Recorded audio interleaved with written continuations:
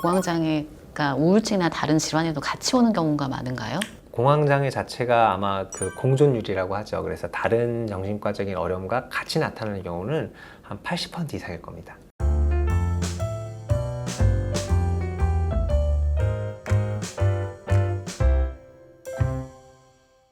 주로 어떤 증상이 나타나면 공황장애를 의심해야 될까요? 사실은 이제 정신과에서도 진단 기준이 있거든요. 제가 한번 읽어보겠습니다. 뭐 이런 겁니다.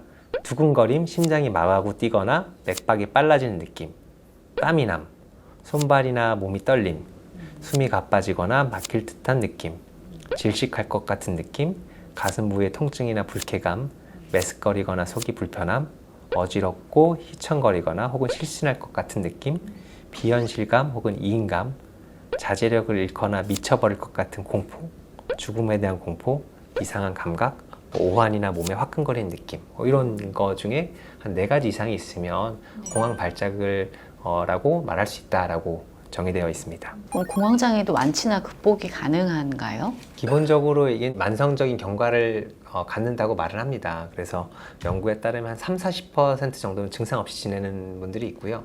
한 2분의 1 정도는 일상생활에 지장이 되지 않을 정도의 경한 증상이 남아있는 경우, 네. 그리고 한 10%에서 20% 정도는 이제 일상생활에 어려움이 있을 정도로 조금 심한 증상이 남아있는 경우가 있습니다. 다만 약물 치료나 이런 걸 했을 때는 한 7-80% 이상 반응이 있기 때문에 이게 사실은 완치라기보다는 잘 조절하는 것, 이렇게 생각하시면 될 것 같습니다. 그럼 약을 계속 먹어야 되는 거예요? 상황에 따라 다릅니다. 일단은 최소 6개월 아니면 보통 1년 정도 유지를 하고 그다음에 천천히 경과를 보면서 끝장을 말합니다. 정신과 약물 같은 경우는 기본적으로 천천히 올렸다가 유지하고 줄이는 이런 과정을 거치거든요. 근데 한 달 먹으니까 좋아졌어, 바로 끊어야지 이러면 사실 재발 위험이 너무 높기 때문에 보통 한 1년 정도 유지한다 이렇게 생각하시는 게 맞을 것 같습니다. 지금 약물요법도 얘기하셨지만 공황장애를 극복하려면 어떤 치료들이 필요한가요? 뭐 정신건강에서 하는 치료는 크게 2가지가 있는데요. 공황장애에서는 일단은 정말 약물 치료, 그래서 보통 항불안제라든지 항우울제를 많이 쓰고요. 그리고 2번째로는 비약물적인 치료에서는 인지 행동 치료라는 게 있습니다. 우리가 공황 발작이 있을 때 불안해서 뭐 회피를 하는 행동 같은 게 있다고 했잖아요. 그런 게 있는지 확인을 하고, 또 공황을 앓으시는 분들은 아무래도 이제 인지적인 왜곡이 있다고도 말하거든요. 심장이 빨리 뛰는 걸 보니까 나 죽을 거야, 이런 극단적인 생각을 하는 게 있는데, 정말 그런 생각이 옳은지, 혹시 이거를 바꿀 게 있는지, 이런 거를 도와주는 그런 인지행동 치료 기법이 있습니다. 공황장애가 우울증이나 다른 질환에도 같이 오는 경우가 많은가요? 공황장애 자체가 아마 그 공존율이라고 하죠. 그래서 다른 정신과적인 어려움과 같이 나타나는 경우는 한 80% 이상일 겁니다. 그러니까 우울증, 뭐 불안증, 공황장애 말고 다른 불안증과 함께 나타나는 경우가 대다수라고 생각하시면 될 것 같습니다. 그래서 공황장애가 있을 때 꼭 전문의 아니면 다른 전문가를 만나서 진단을 잘 받으셔서, 또는 다른 어려움이 있는지 같이 치료해야지 사실 효과적일 수 있습니다. 병원에서 받는 치료 외에 공황장애를 극복하는 데 도움이 되는 뭐 생활 습관이나 다른 요법 같은 게 있을까요? 물론이죠. 뭐 예를 들어 명상 같은 거 요즘 많이 트렌드가 있는데 그런 것도 도움이 된다고 하고요. 가벼운 산책 같은 것도 도움이 될 수 있습니다. 그리고 또 호흡법 같은 거 이런 것도 도움이 되죠. 그래서 이제 들숨이 있고 날숨이 있을 때 날숨을 조금 길게 하는 그런 이완시켜주는 그런 호흡법 같은 것도 연습해보는 게 도움이 될 수 있습니다. 그리고 공황장애 초반에는 사실은 어떤 격한 운동을 자제하라고 하는데요. 사실은 이제 조금 안정됐다 치면 꾸준한 운동은 도움이 될 수가 있습니다. 말씀하셨던 것처럼 공황장애가 증상으로 나타나는 게 공황 발작인데요. 네. 공황 발작이 나타났을 때 대처법 같은 거 궁금할 것 같아요. 네, 그렇죠. 특히 처음 느끼시는 분들은 너무 놀라시거든요. 그럴 때는 이제 사실은 처음부터 이게 먹히지는 않을 수 있습니다. 근데 첫 번째는 이제 저희가 교육을 시켜드립니다. 첫 번째는 공황장애 자체로 죽는 사람은 없습니다. 정말 심장에 문제가 있거나 정말 폐에 문제가 있지 않은 이상 심장과 폐가 건강한 사람이 다른 내과적인 어려움이 없는 사람이 공황 증상만으로 죽지 않는다라는 설명을 드리고, 2번째는 이 공황 발작이라는 것은 보통은 10분, 20분에 이렇게 제일 높게 피크를 치다가 그다음에 줄어들게 되거든요. 그렇기 때문에 보통 10분, 20분만 넘어가면 그다음부터는 천천히 내려간다는 걸 미리 말씀을 드립니다. 그러면 이 사실만 알고도 2번째부터는 조금 더 안심하시는 경우가 있어요. 네. 근데 이제 또 그때 할 수 있는 것은 호흡을 조금, 특히 날숨을 길게 한다던가, 그리고 또 자기가 누워있을 때나 이럴 때 뭐 바닥의 느낌, 바닥에 딱딱하고 차가운 느낌, 이런 감각에 집중하는 거, 이런 것도 도움이 될 수 있습니다. 한 10분을 잘 넘기는 게 되게 중요한 거예요. 그렇죠. 보통은 10분, 20분, 뭐 길어도 한 30분 정도 가장 높아지는 단계이기 때문에 그 시기만 잘 넘어갈 수 있으면 사실은 대부분 이렇게 줄어드는 단계를 넘어가게 됩니다. 그럼 이제 예기 불안이 나타났을 때 대처법도 있을까요? 사실 이건 예방이 더 중요하죠. 이제 예기 불안 자체가 문제가 되긴다기보단 예기 불안 때문에 내가 회피하는 행동이 많아질수록 그 문제가 됩니다. 예를 들어서 들면, 네. 내가 공황발작이 일어날 것 같으니까 뭐 대중교통을 안 탄다거나 커피를 일부러 안 마신다거나 아니면 뭐 백화점이나 영화 같은 데 못 간다거나 사실 초반에는 그럴 수도 있거든요. 근데 이게 반복되다 보면 일상생활에 문제가 생기고 더 중요한 것은 그게 강화가 됩니다. 더 못 가게 되는 거죠.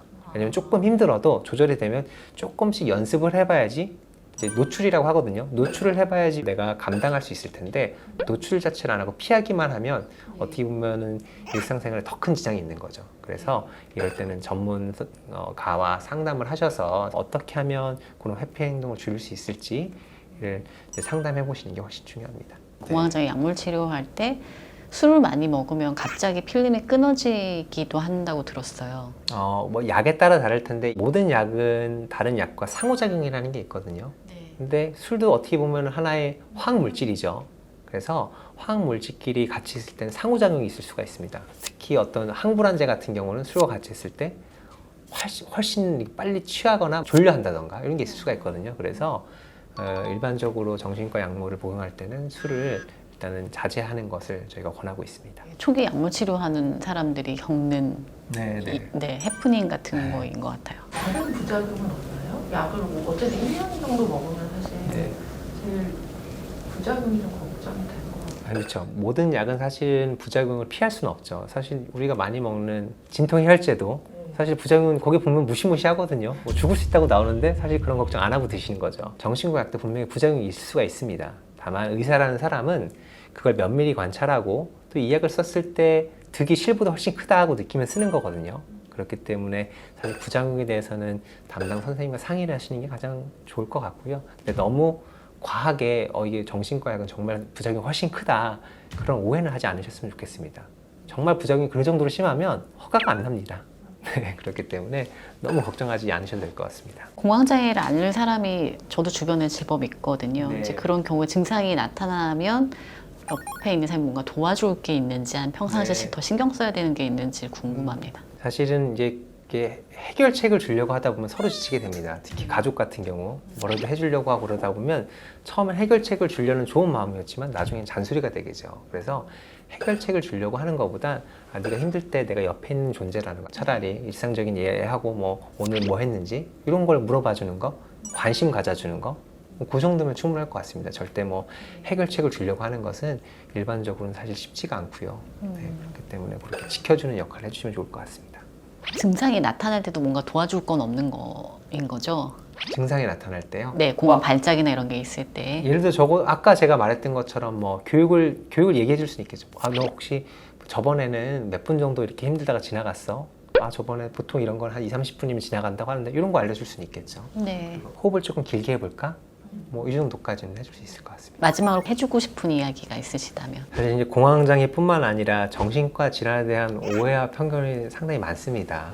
이게 뭐 의지가 부족하거나 노력이 부족해서 그렇다라고 말하는 분도 계시죠. 이거는 어떤 심리적, 사회적, 생물학적인 원인 때문에 발생하는 하나의 어떤 도움이 필요한 상태인 거죠. 그래서 여러분들이 뭘 잘못하셨거나 뭔가 부족해서 그렇지 않다는 것을 꼭 말씀드리고 싶고요. 그리고 필요하다면 저를 포함한 많은 전문가들이 도움을 드리려고 하고 있기 때문에 너무 주저하지 않고 필요하시다면 도움을 요청하신다면 저희가 최선을 다해서 도와드리도록 하겠습니다.